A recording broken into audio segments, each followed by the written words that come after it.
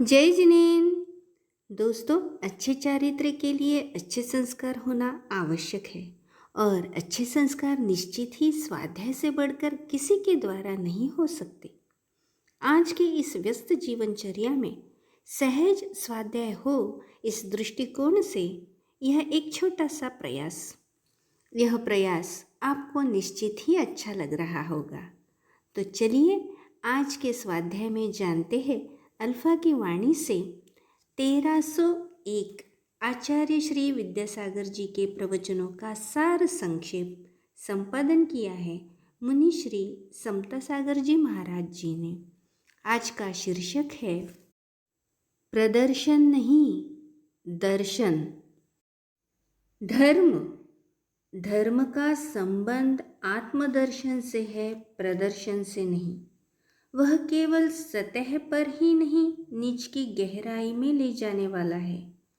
लेकिन आज हमने धर्म की क्रियाओं को प्रदर्शन से जोड़ दिया है। यह हमारी बड़ी भारी भूल हो रही है। 3 शब्द आते हैं, दर्शन, प्रदर्शन और दिग्दर्शन। दर्शन अपनी ओर इंगित करता है, वह अपने लिए है, अपनी आत्मोन्नति के लिए है, अनुभूति के लिए है। किंतु प्रदर्शन में दिखाना होता है, दिखाने में कोई दूसरा होता है।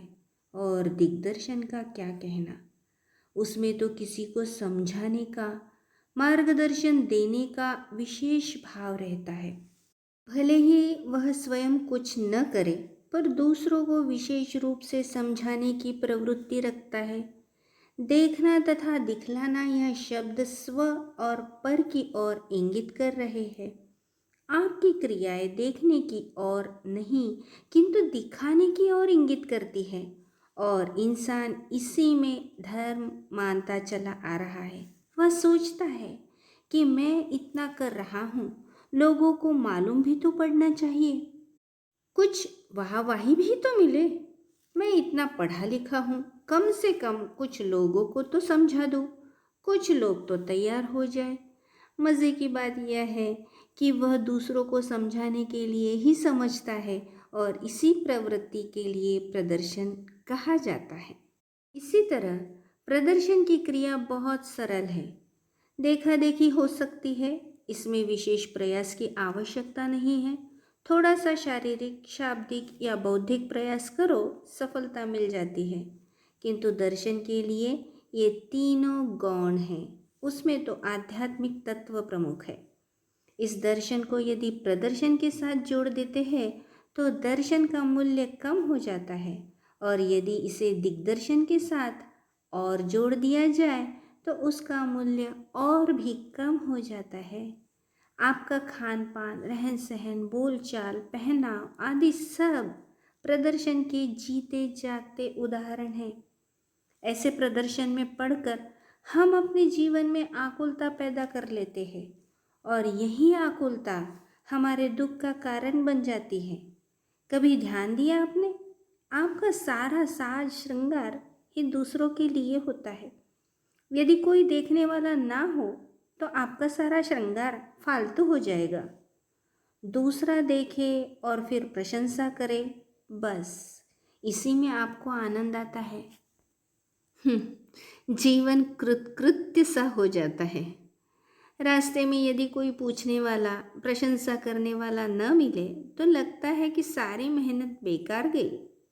दर्पण अपने लिए नहीं देखा जाता, बल्कि दूसरों के लिए ही देखा जाता है कि मैं अच्छा दिख पड़ूं। आप मन में सोच रहे होंगे कि महाराज, तो आज सारी पोल पट्टी खोले जा रहे हो। पोल पट्टी वाली बात नहीं, वास्तविक की ओर ले जाने वाली बात है। आज हमारा जीवन अपने लिए नहीं, बल्कि दूसरों को दिखाने के लिए होता जा रहा है। मुझे यह तो बताइए कि अपने लिए आपका क्या है? आपकी कौन सी क्रिया अपने लिए होती है? जितनी मात्रा में आपकी क्रिया अपने लिए है, उतनी मात्रा में आप सही उतरे हैं। बाकी तो सब ठीक है। क्या करें, सारा का सारा ज़माना ही प्रदर्शन में बहता जा रहा है। भगवान महावीर स्वामी ने प्रदर्शन की नहीं, दर्शन, अंतर्दर्शन की बात की है। अनुभूति में उतरने का उपदेश दिया है। सभा में फोटो खींची गई हो और उसमें किसी व्यक्ति का फोटो नहीं हो तो उसके लिए उस फोटो का कोई मूल्य नहीं। अब आप ही सोचिए कि आप फोटो में हैं या फोटो आप में है। ऐसे जनजीवन के कई उदाहरण दिए जा सकते हैं। एक बार की बात है, एक व्यक्ति अपने कमीज के कॉलर को इधर उधर कर रहे थे। मैंने सोचा कि शायद कहीं खटमल तो नहीं है। वहाँ खटमल नहीं था, किंतु वह सज्जन गले में अपनी पहनी हुई सोने की चेन को बाहर ला रहे थे। उन्हें उसे दिखाना था। अंदर कौन देखे? अंदर तो आत्मा देख सकती है, लेकिन आत्मा के लिए वह चैन क्या है? चैन के द्वारा जो चैन मिलती है वह तो दूसरों पर ही आश्रित है। प्रदर्शन, प्रदर्शन के माध्यम से जो सुख शांति का अनुभव करता है, उसके सामने दुनिया हो तभी तो उसकी पूर्ति हो सकती है। एक महिला थी। वह हमेशा सुंदर सुंदर वस्त्राभूषण दूसरों को दिखाने के लिए ही पहनती थी। एक बार उसने बहुत कीमती सुंदर हाथों के कंगन बनवाए। उन्हें पहनकर वह 2-4 घरों में बैठने गई। बातचीत करते करते कभी वह हाथ आगे करे तो कभी हिलाकर उसकी आवाज़ करे ताकि लोगों को मालूम हो जाए। संयोग की बात, उस दिन उस पर किसी ने ध्यान नहीं दिया। कंगन के बारे में कुछ भी नहीं पूछा। उसे मन में बड़ी निराशा हुई। 2-4 घरों में जाने के बाद वह सारे गांव में भी घूम आई, पर उस दिन किसी ने भी कुछ नहीं पूछा। बड़ी आकुल व्याकुल होकर वह घर लौटी और अपने ही घर में आग लगा ली।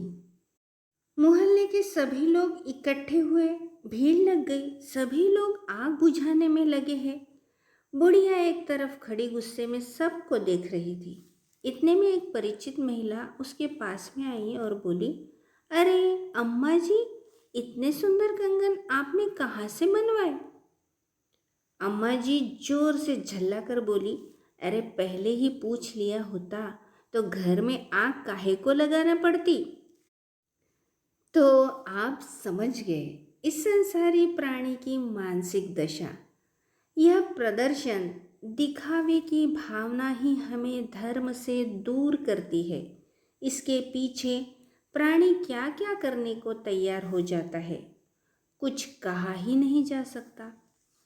बंधुओं, इस संदर्भ में मैं इतना ही कहना चाहूँगा कि दर्शन आत्मा के लिए कल्याणकारी है। इसी में वास्तविक आनंद की अनुभूति है। इसके विपरीत इस प्रदर्शन में अंतरंग की भावनाएं, मान मर्यादाएं सब लुप्त हो जाती है और हम दिखावे में ही मस्त हो जाते हैं। चुनाव करने वाले आप हैं। अनंत काल से आपने अपनी रुचि से ही किया है। भगवान महावीर का सिद्धांत है कि प्रत्येक व्यक्ति स्वतंत्र है। वह जिस प्रकार से चाहे जीवन जी सकता है। As you like you can live. यदि प्रदर्शन में जीवन जीना चाहते हो तो वह भी स्वतंत्र है। यदि दर्शन प्राप्त करना है तो यह भी ठीक है। हाँ, इतना ज़रूर है कि जब भी आप आत्मोन्नति, सुख शांति और निराकुलता चाहेंगे, आपको भीतरी भाव, भासन रूप दर्शन की शरण में आना होगा।